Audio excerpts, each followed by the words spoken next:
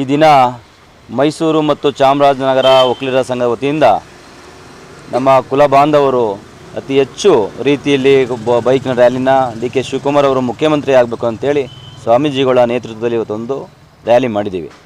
ಇದ್ರ ಉದ್ದೇಶ ಸಾಂಕೇತಿಕವಾಗಿ ಮಾತ್ರ ಇವತ್ತು ನಾವು ಪ್ರಾರಂಭ ಮಾಡಿದ್ದೀವಿ.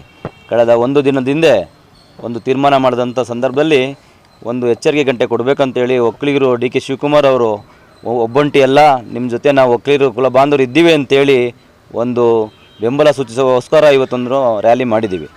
ಡಿ.ಕೆ. ಶಿವಕುಮಾರ್ ಅವರು ಕಾಂಗ್ರೆಸ್ಸಿನ ಕಟ್ಟಾಳು. ಕಳೆದ 45 ವರ್ಷದಿಂದ ಅವ್ರ ರಾಜಕಾರಣ ಜೀವನ ನೀವು ನೋಡಿದ್ರೆ ಕಾಂಗ್ರೆಸ್ ಪಕ್ಷದಲ್ಲಿ ಇಡೀ ದೇಶದಲ್ಲಿ ಯಾವತ್ತಾದರೂ ಕಾಂಗ್ರೆಸ್ಗೆ ತೊಂದರೆ ಬಂದ ಸಂದರ್ಭದಲ್ಲಿ ಇಡೀ ದೇಶದಲ್ಲಿ ಇವರು ಹೋಗಿ ಹೈಕಮಾಂಡ್ ಏನಾದರೂ ಇಡೀ ದೇಶದಲ್ಲಿ ಏನಾದರೂ ಸೂಚಿಸಿದರೆ ಅದು ಡಿ.ಕೆ. ಶಿವಕುಮಾರ್.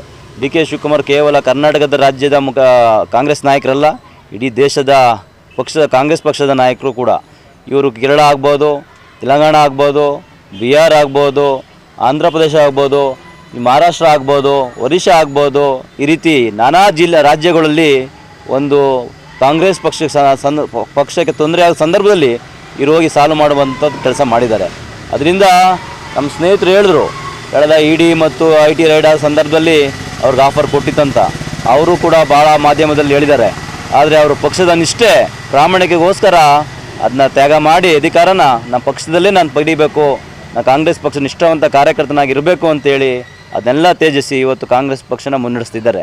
ಕಳೆದ ಯಾವುದೇ ರೀತಿ ಸಂದರ್ಭದಲ್ಲಿ ನೀವು ನೋಡಿದ್ರೂ ಕೂಡ KPCC ಅಧ್ಯಕ್ಷ ಯಾರಾಗಿರ್ತಾರೆ ಅವರೇ ಮುಖ್ಯಮಂತ್ರಿ ಆಗುವಂಥದ್ದು ವಾಡಿಕೆ ಕಾಂಗ್ರೆಸ್ ಪಕ್ಷದಲ್ಲಿ.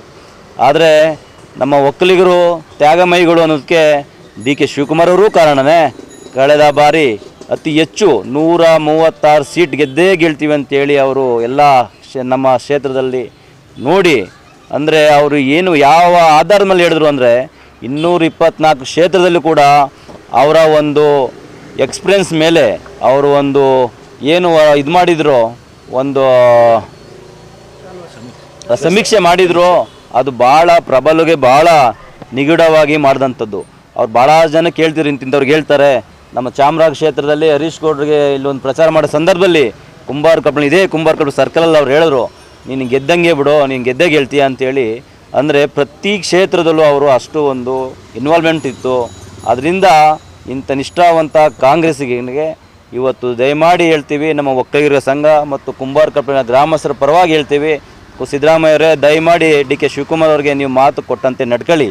ನೀವು 2.5 ವರ್ಷ ಆಗಲಿ ಸಿದ್ದರಾಮಯ್ಯರು ಅಂತ ಹೇಳಿದ್ರು. ಸಿದ್ದರಾಮಯ್ಯವರಿಗೆ ಒಕ್ಕಲಿಗರು ಮೋಸ ಮಾಡಿಲ್ಲ. ಕಳೆದ 2010ರಿಂದ ಇವತ್ತುವರೆಗೂ ಸಿದ್ದರಾಮಯ್ಯರು ಕಾಂಗ್ರೆಸ್ ಸತತವಾಗಿ ಅಧಿಕಾರ ಅನುಭವಿಸ್ಕೊಂಡು ಬಂದಿದ್ದಾರೆ. ವಿರೋಧ ಪಕ್ಷ ನಾಯಕನಾಗ್ಬೋದು, ಮುಖ್ಯಮಂತ್ರಿ ಆಗ್ಬೋದು, ಮತ್ತೆ ಮುಖ್ಯಮಂತ್ರಿ ಆಗಿದ್ದಾರೆ.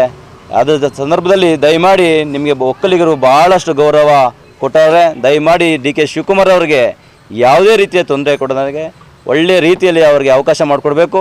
ಅವರು ರಾಜ್ಯದ ಮುಖ್ಯಮಂತ್ರಿಯಾಗಿ ಕೆಲಸ ಮಾಡಲಿ. ಅವರು ಕಳೆದ ವಿಧಾನಸಭೆ ಎಲೆಕ್ಷನ್ನಲ್ಲಿ ಹೇಳ್ತಾಯಿದ್ರು, ನನಗೆ ಒಕ್ಕಲಿಗರ ಸಮಾಜ ಇದ್ದಂಥ ಎಲ್ಲ ಕ್ಷೇತ್ರದಲ್ಲಿ, ನಿಮ್ಗೆ ಗೊತ್ತು, ಚಿಕ್ಕಮಂಗ್ಳೂರಲ್ಲಿ ಎಲ್ಲರೂ ಒಕ್ಕಲಿಗರು ಗೆದ್ದರು, ಬೆಂಗಳೂರು ಗ್ರಾಮಾಂತರದ ಗೆದ್ದರು, ಮಂಡ್ಯದಲ್ಲಿ ಗೆದ್ದರು, ತುಮಕೂರು ಗೆದ್ದರು, ಮೈಸೂರು ಗೆದ್ದರು. ನಮ್ಮ ಒಕ್ಕಲಿಗರು ಏನು ಚಿಕ್ಕಬಳ್ಳಾಪುರ ದೊಡ್ಡಬಳ್ಳಾಪುರ ಎಲ್ಲ ಒಕ್ಕಲಿಗರು ಏನು ಇದೆ ಪ್ರಾಬಲ್ಯ, ಅಲ್ಲೆಲ್ಲೂ ಕೂಡ ಎಲ್ಲ ಕಡೆನೂ ಡಿ.ಕೆ. ಶಿವಕುಮಾರ್ ಒಬ್ಬರು ಮುಖ್ಯಮಂತ್ರಿ ನಮ್ಮವರು ಆಗಲಿ ಅಂತೇಳಿ ಭಾಳಷ್ಟು ಜನ ನಮ್ಮವರ ವೋಟ್ ಮಾಡಿ ಕಾಂಗ್ರೆಸ್ ಪಕ್ಷಕ್ಕೆ ಅಧಿಕಾರ ತಂದಿದ್ದಾರೆ. ಆದರೂ ಕೂಡ ಅವರು ಸಿದ್ದರಾಮಯ್ಯ ಅವರಿಗೆ ತ್ಯಾಗ ಮಾಡಿದ್ರು ಅಧಿಕಾರನ. ಅವತ್ತು ಏನು ಒಡಂಬಡಿಕೆ ಆಗಿತ್ತು ಅಂತ ಹೇಳ್ತಿದ್ದಾರೆ 5-6 ಜನ ಮಧ್ಯದಲ್ಲಿ. ದಯಮಾಡಿ ಸಿದ್ದರಾಮಯ್ಯರಿಗೆ ಗೊತ್ತಿದೆ, ಯಾರದೇ ಒಂದು ಒತ್ತಡ ಒಬ್ಬಳಾಗ್ದೇ ನೀವು ವಚನ ಭ್ರಷ್ಟರಾಗಬೇಡಿ. ದಯಮಾಡಿ ಡಿ.ಕೆ. ಶಿವಕುಮಾರ್ ಅವ್ರಿಗೆ ಅಧಿಕಾರ ಹಸ್ತಾಂತರ ಮಾಡಿ, ನಿಮ್ಮ ಜೊತೆ ಕಾಂಗ್ರೆಸ್ ಪಕ್ಷ ಒಕ್ಕಲಿಗರು ಕೂಡ ಇರ್ತಾರೆ ಅಂತೇಳಿ ಈ ಸಂದರ್ಭದಲ್ಲಿ